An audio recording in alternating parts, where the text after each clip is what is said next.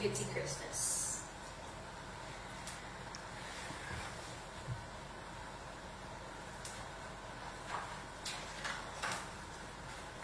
Bitsy, watch out! Itsy grabbed his little sister's tail and pulled her back just in time. The big wagon rolled past and splashed them with mud. Be careful, Bitsy. You don't want to get run over. Bitsy jumped back and gulped. Her big eyes grew even wider. I've never seen Bethlehem so busy, she exclaimed. People everywhere. Wagons rolling, cows moving, donkeys pulling, and camels. Do you know that camels spit? Bitsy stepped away from the camel nearest to her. What is going on, Itsy? Follow me and I'll show you, the older mouse replied. Itsy took his sister's hands and they scampered to the top of the city wall. It is time to count all the people. Everyone has to go to their hometown and sign the big book. Bitsy looked around. This is a big day for Bethlehem. Big day indeed, said a deep voice behind them. Itsy and Bitsy turned. A donkey was talking to them. The mice were on the wall so they could see him face to face. Whoa, you're big, said Itsy. I've never seen the inside the nose of a donkey, he added, peering inside the nostril. Ewy, Itsy offered. Who are you? She asked the donkey. I'm Daniel from a faraway town. Are you here to be counted? No, he said very slowly. I am here because of the king. What? Haven't you heard? The king is coming to Bethlehem.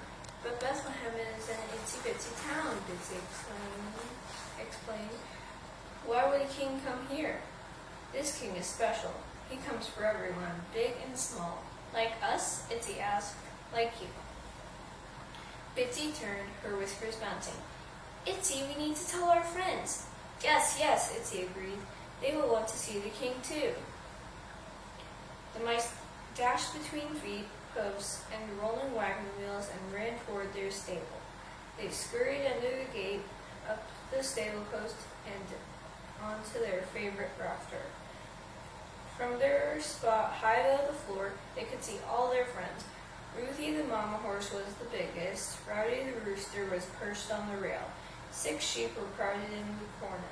Charlie the cow grazed on some hay. Grumpy the goat sulked in another corner. He never smiled. He was always mad at someone. Itsy cupped his hands over his mouth and squeaked, Okay, everyone, gather in. We need to talk. No one moved. Bitsy tried. We have big news. No response. Bitsy turned to Rowdy the rooster. Can you help us? Sure, replied Rowdy. I love an excuse to make some noise. He leaned his head back. Cock-a-doodle-doo! The animals lifted their heads. Hey, groaned Grumpy the goat. Knock it off. I'm trying to nap. Itsy and I have big news. You're moving? Grumpy muttered. Grumpy, be nice, said Ruthie the mama horse. Itsy and Bitsy, tell us your big news. A king is coming to Bethlehem. To us. No one spoke for a long time. Then Rowdy crowed. A king to Bethlehem? That will never happen. The others snorted, bawed, neighed, and mooed in agreement. Kings come to important places, offered the sheep, and to important people, agreed Grumpy. Not to places like Bethlehem or to mice like you. Itsy and Bitsy, Ruthie the mama horse spoke up. I'm afraid this place is too common for a king. No king would care about us. Itsy looked at Bitsy. Well, Bitsy and I are going to find the king. Good luck with that, chuckled Grumpy. To see the king, to see the king. Bitsy zipped down the post and out into the street, but then she stopped. Itsy, where will we find him? Itsy paused for a moment, placing his finger on his chin. Well, let's go where the important people go, to the city gate. Off they went. The leaders of the town sat at the city gate, making decisions. Bitsy spotted a wise owl sitting on top of the gate. Mr. Owl, she shouted, we hear that a king is coming to Bethlehem. Have you seen him? A king in tiny Bethlehem? You won't find a king here. So the king hadn't come to the wise ones at the city gate. I know, Itsy offered. Let's go where the camels live. Kings ride on camels, right? So the two mice scampered over to the camel corral. "Mr. Camel," shouted Itsy, "we are looking for a king. Have you seen him?" "Silly mouse, I've carried some very rich and important men in my day, but I assure you, they didn't come here. Kings don't come to common places like Bethlehem."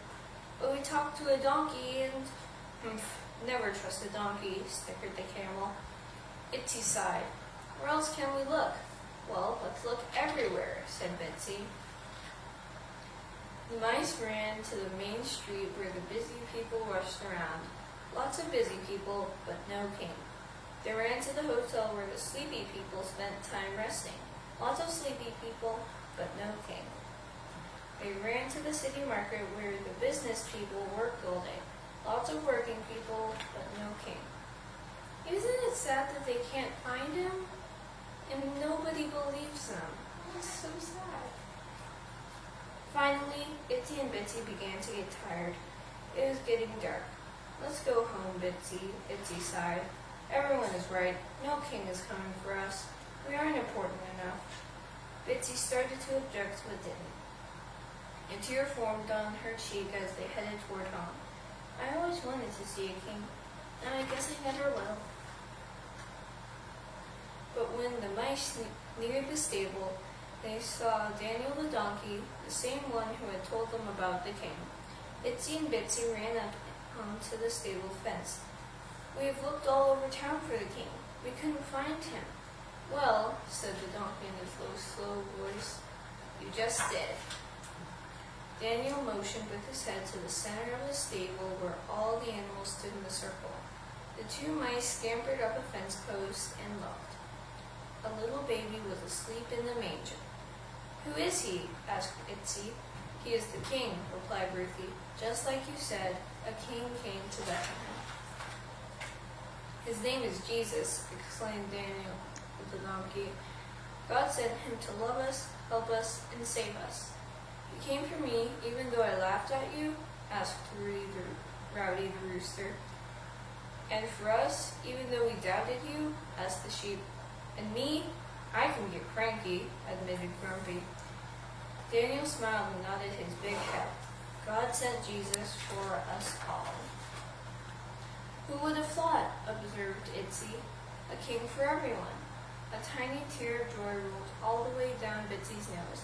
"He came," Bitsy said with a smile, "even for a little one like me."